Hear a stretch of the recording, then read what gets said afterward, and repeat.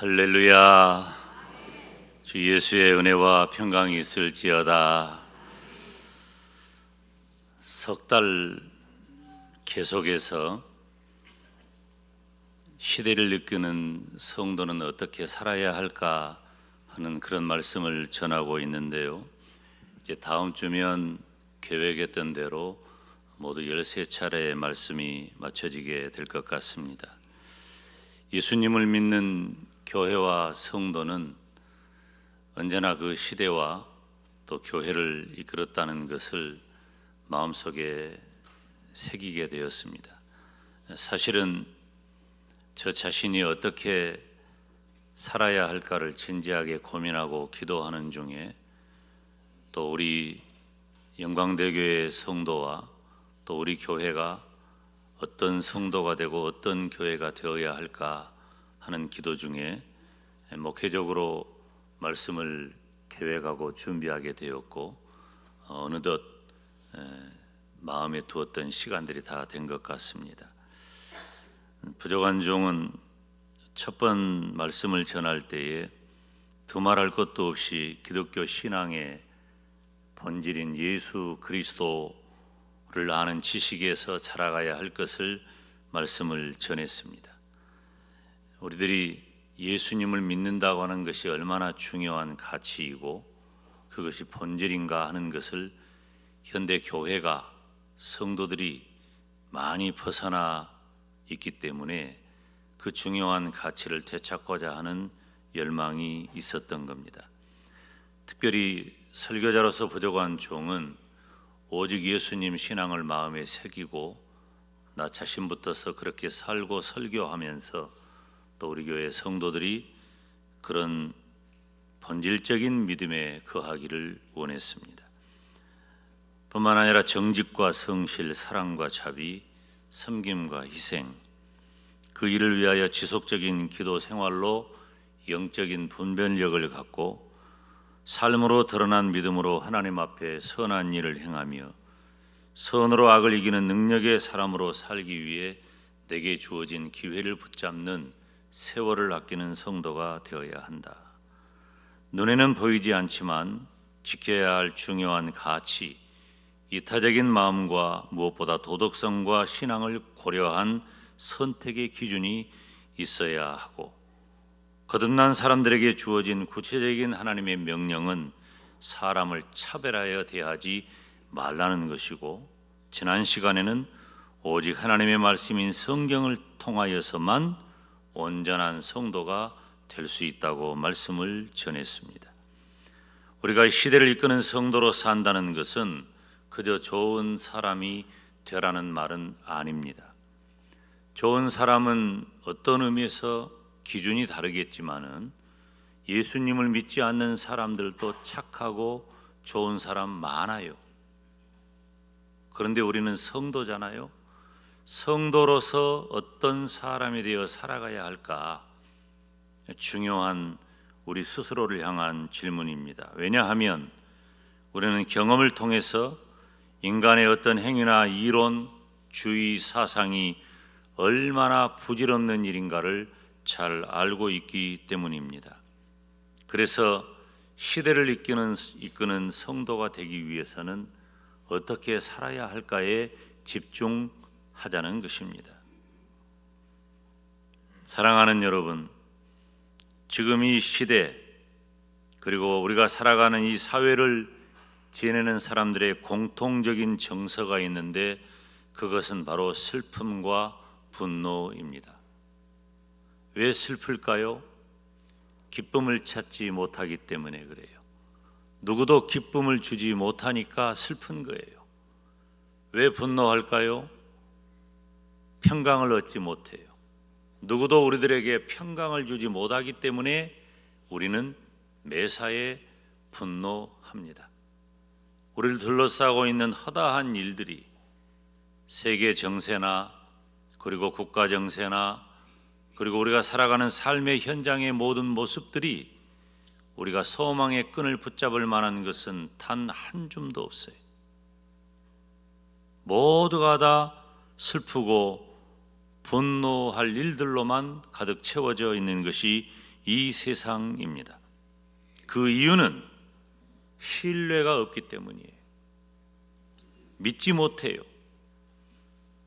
우리 인간 존재는 홀로 살 수 없어요. 함께 살아야 돼요.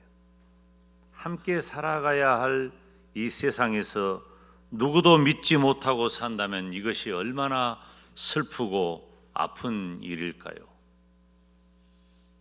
그런데 지금 그렇게 되고 있고 그렇게 되었습니다.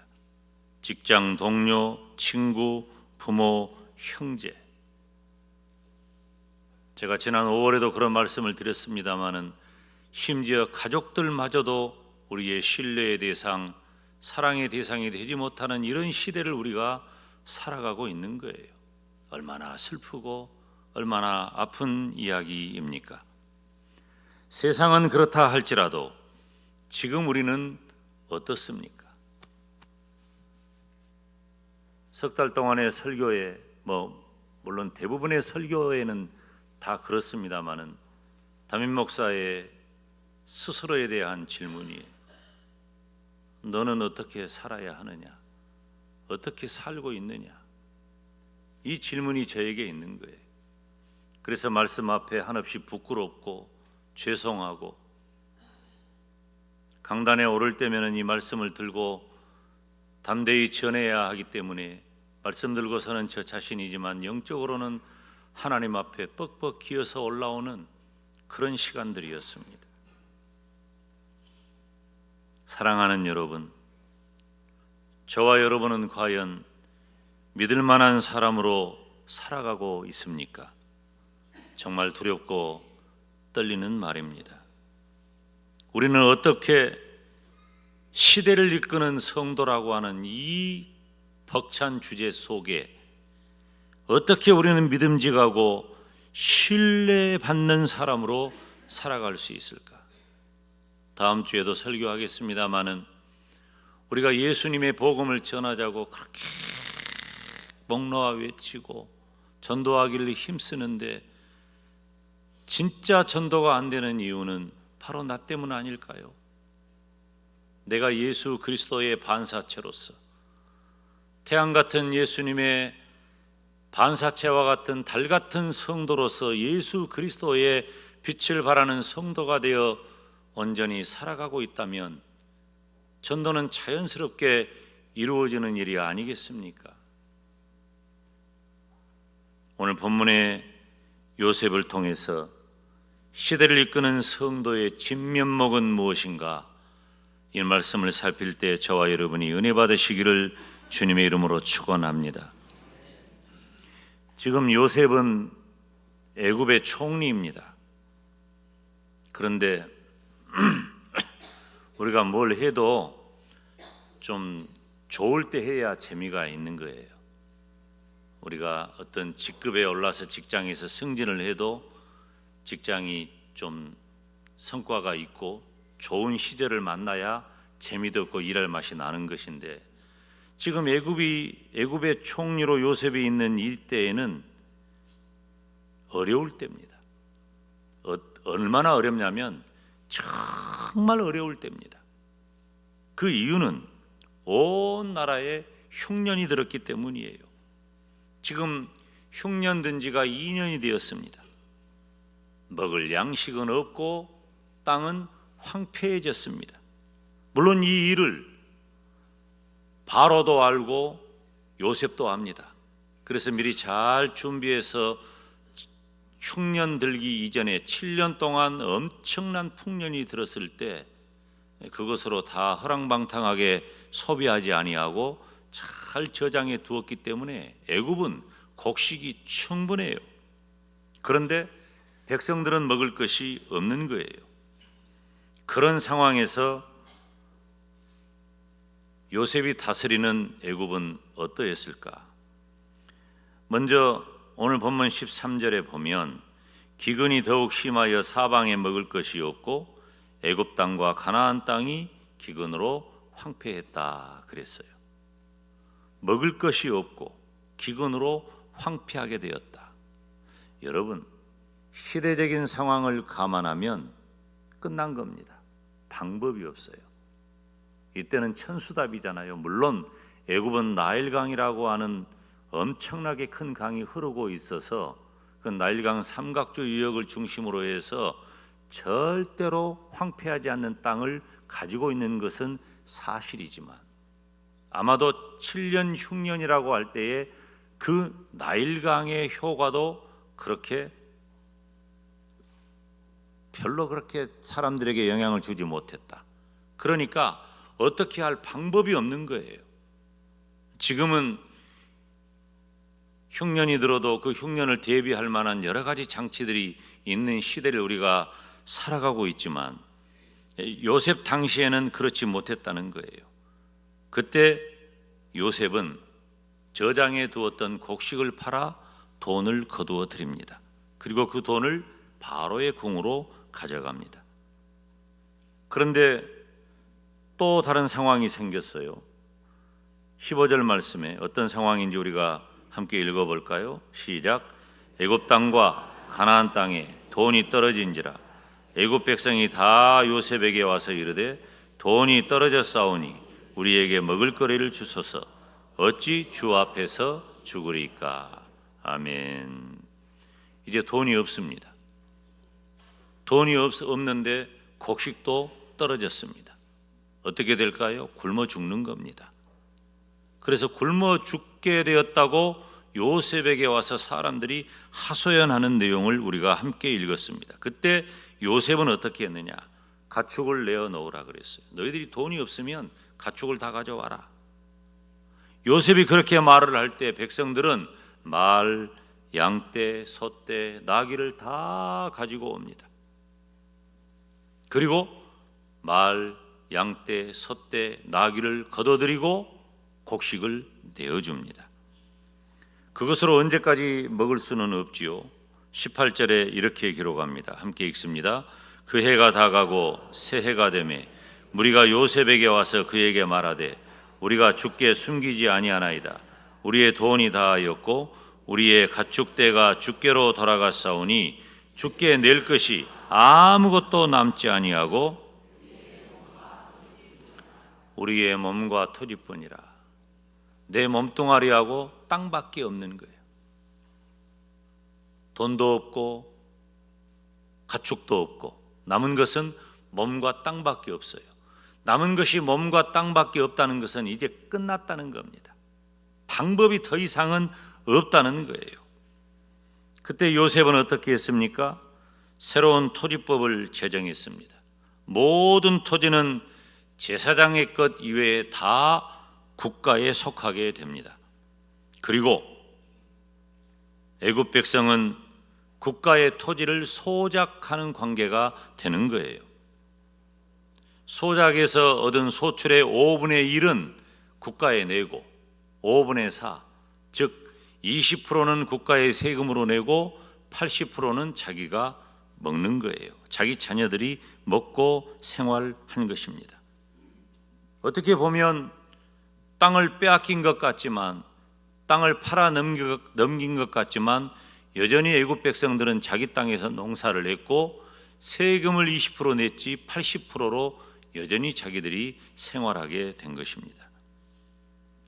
요셉은 애굽의 이인자로서 그리고 실제적인 통치자로서 난국을 타개해야 할 엄청난 부담이 있습니다. 애굽은 작은 나라가 아니에요. 엄청나게 큰 나라입니다. 그렇기 때문에 요셉이 책임져야 할 몫이 있는 거예요. 지도자는 그런 사람이에요. 책임지는 사람입니다. 보좌관 종이 석 달 전에 말씀을 시작할 때 그런 말씀을 드렸죠. 기억하실 거예요. 아니 목사님, 나 하나 살기도 벅찬데 시대를 책임지라뇨. 이거 너무 무겁습니다. 이런 질문이 다 우리들에게 있었어요.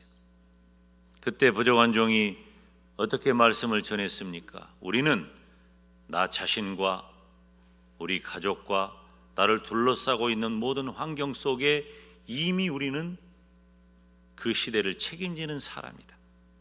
그래서 우리는 많든지 적든지 책임을 져야 할 그런 사명이 우리들에게 있다는 말씀을 드렸습니다.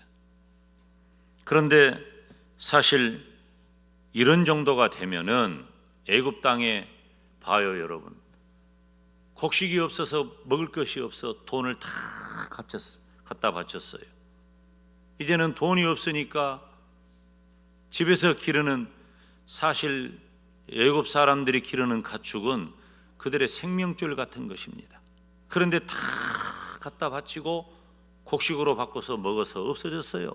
그것도 몸뚱아리가 하고 땅밖에 남지 않으니까 이제는 완전히 절망의 바닥입니다. 그렇게 다 내어놓을 정도가 되었어요.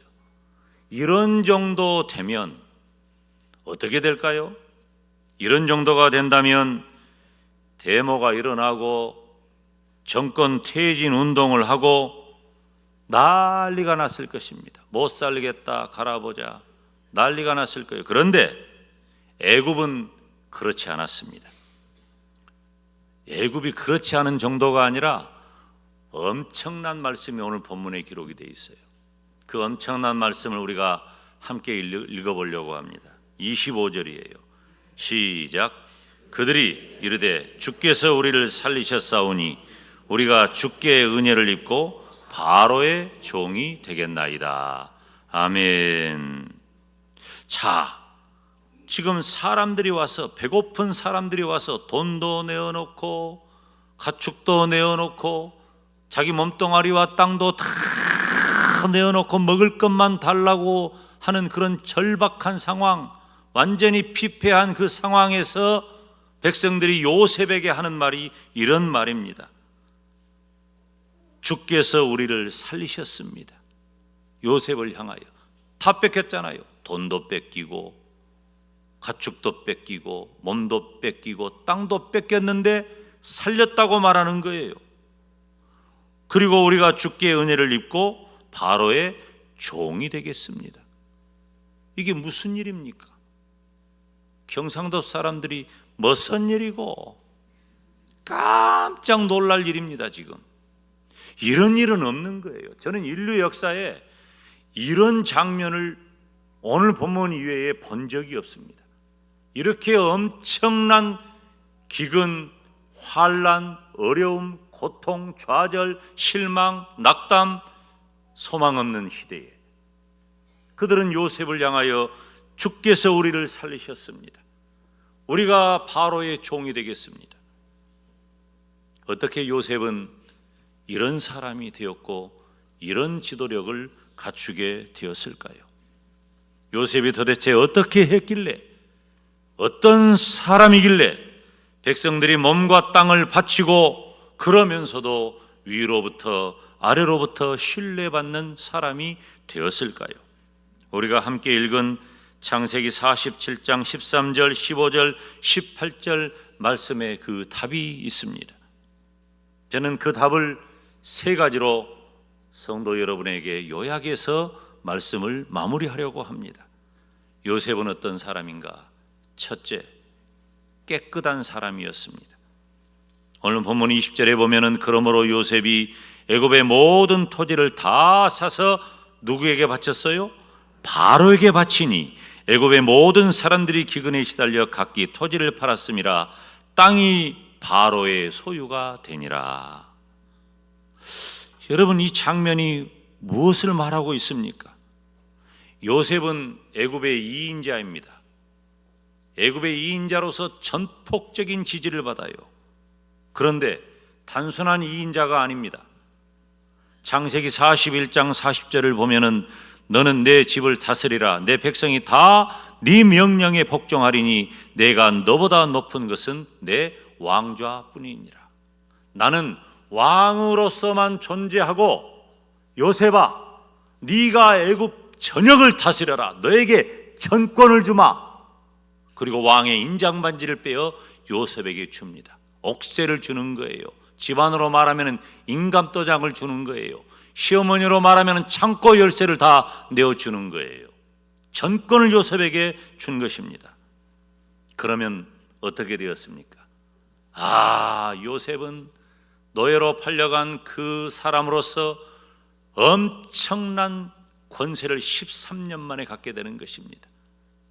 고생한 사람은 어느 정도 자리에 도달했을 때 그 고생한 일을 보응받기를 원하죠. 더구나 요셉은 이인자로서 권세가 막강했습니다. 만약에 요셉이 가지려고 마음만 먹었다면 백성들이 가지고 온 금은보와 그리고 수많은 토지, 심지어 한 나라라도 마음만 먹었다면 문제가 되지 않을 정도의 권세를 가지고 있었습니다.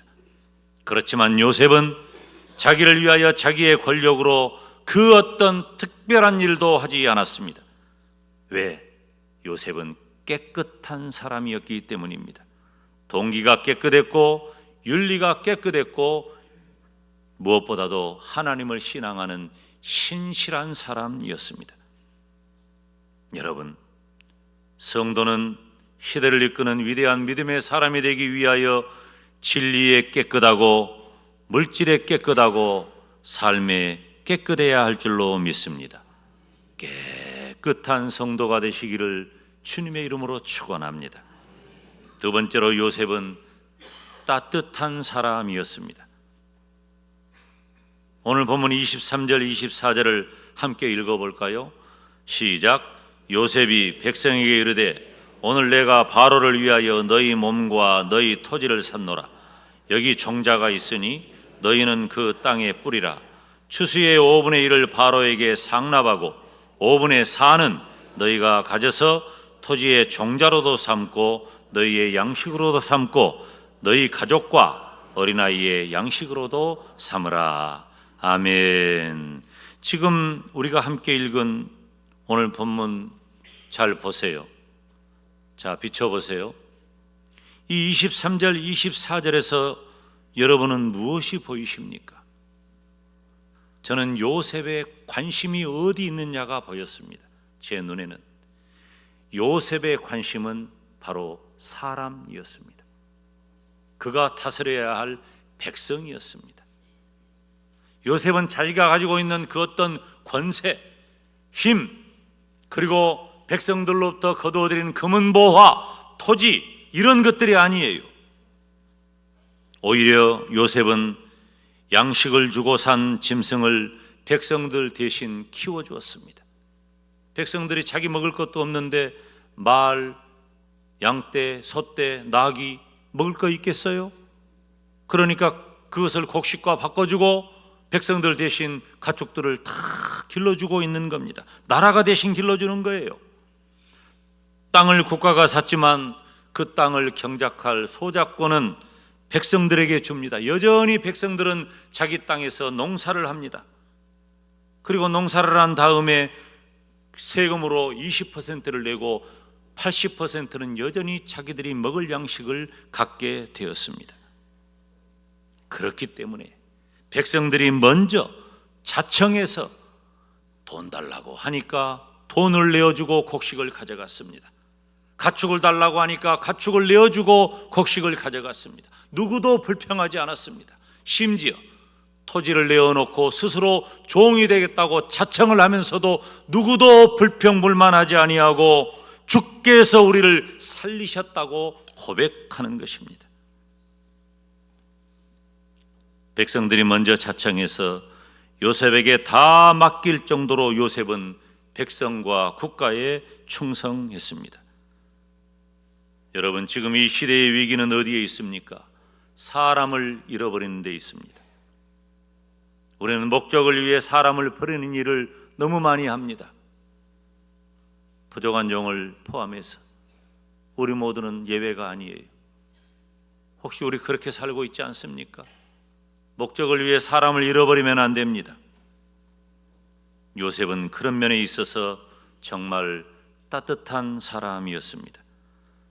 요셉은 사랑과 덕으로 사람을 대했습니다. 저와 여러분 모두가 다 따뜻한 사람, 따뜻한 성도가 되시기를 주님의 이름으로 축원합니다. 세 번째, 요셉은 어떤 사람일까요? 요셉은 지혜로운 사람이었습니다. 깨끗한 사람의 약점은 차가워지는 것입니다. 너무나 그 사람 개인은 깨끗하고 맑지만 저 사람은 바늘로 찔러도 피 한 방울 안 나와. 차가워지는 거예요. 또 한편 따뜻한 사람의 약점은 깨끗함을 잃어버리는 겁니다. 사람이 좋으면, 사람이 따뜻하면 이런저런 일에 휩싸이기 쉬워요. 정말 좋은 사람은 요셉처럼 한편은 깨끗하고 한편은 따뜻한 사람입니다. 그런데 이 깨끗함과 따뜻함은 함께 있기가 어려워요. 균형이 필요해요. 양팔저울처럼. 그런데 깨끗하면 따뜻하기가 어렵습니다. 따뜻하면 깨끗하기가 어려운 거예요. 이거 제대로 되는 사람 없습니다. 저를 포함해서 잘 안 돼요. 대개의 경우 깨끗한 쪽은 냉정하기 때문에 사람이 떠나가고 따뜻한 쪽은 사람이 썩어버리기 쉽습니다. 그런데 요셉은 깨끗하지만 찬 사람이 아니었고 따뜻하지만 탁한 사람이 아니었습니다. 바람직한 사람이었습니다. 요셉에게는 깨끗함과 따뜻함과 지혜로움, 이 세 가지가 있었습니다. 사랑하는 여러분, 저와 여러분 성도로서 나를 둘러싸고 있는 모든 성도와 가족에게 신뢰받는 성도로 살아가시기를 주님의 이름으로 축원합니다.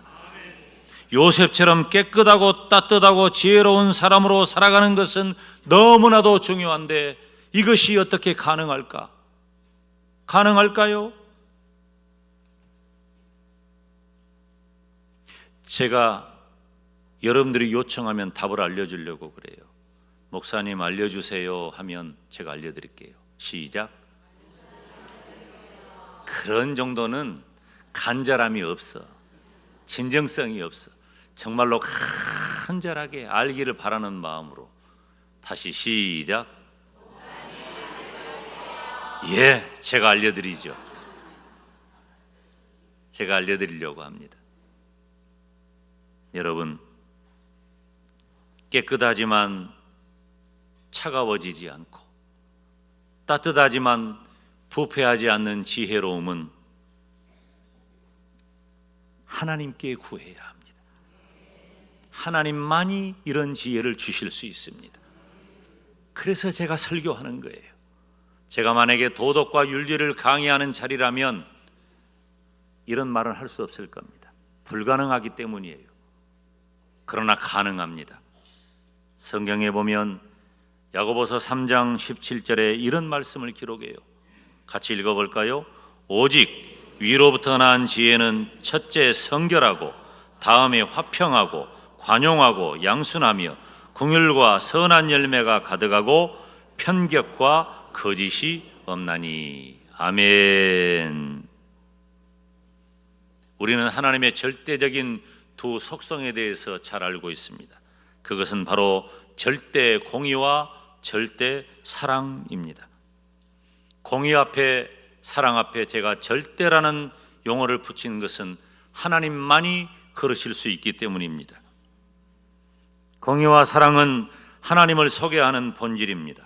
그런데 하나님은 그 어느 한편으로도 치우침이 없는 정확한 분이십니다. 하나님은 공의와 사랑을 함께 가지신 분이기 때문입니다. 하나님은 나의 죄를 반드시 책임 물으시는 공의로운 분이시지만 하나님께서는 그 아들을 십자가에 죽이심으로 나를 구원하신 사랑의 하나님이십니다. 그러므로 우리는 나 개인의 의지와 실력과 그 무엇보다도 하나님께 지혜를 구하시기를 주님의 이름으로 축원합니다. 무엇이 이 시대를 이끄는 성도의 진면목일까요? 예수님을 믿는 성도라면 어떻게 살아가야 할까요? 깨끗하고 따뜻하고 지혜로운 성도가 되어서 하나님의 손에 붙들리고 이 시대를 이끄시기를 주님의 이름으로 축원합니다. 기도하겠습니다. 거룩하신 아버지 하나님, 은혜와 사랑을 감사합니다. 우리 영광대교의 모든 성도들은 요셉처럼 깨끗하고 따뜻하고 지혜로운 성도가 되어서 이 시대를 이끄는 위대한 믿음의 사람으로 살게 하여 주시옵소서. 예수님의 이름으로 기도하옵나이다. 아멘.